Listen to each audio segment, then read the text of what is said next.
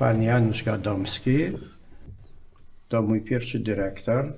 Ja do siarki przyszedłem do pracy w 1966 roku. Pan dyrektor Gutman Z Huty Szkła, z Huty Szkła z w Krosna. Krośnie był dyrektorem naczelnym kilka lat. Tak.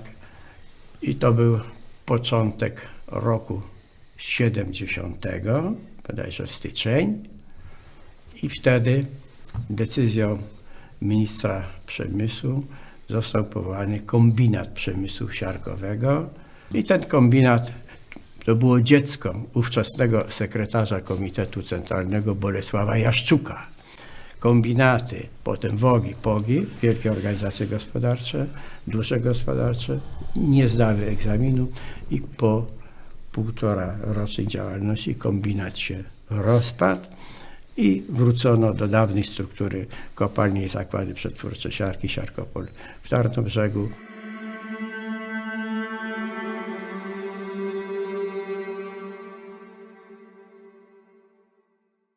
A czy dzisiaj komuś potrzebna jest jeszcze siarka?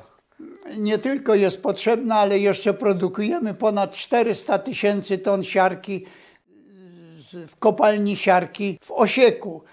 Siarka używana jest do ponad 400 różnego rodzaju technologii. Nie sposób nawet wyliczyć, do czego jest siarka potrzebna. Jest to, powiedzmy, szósty surowiec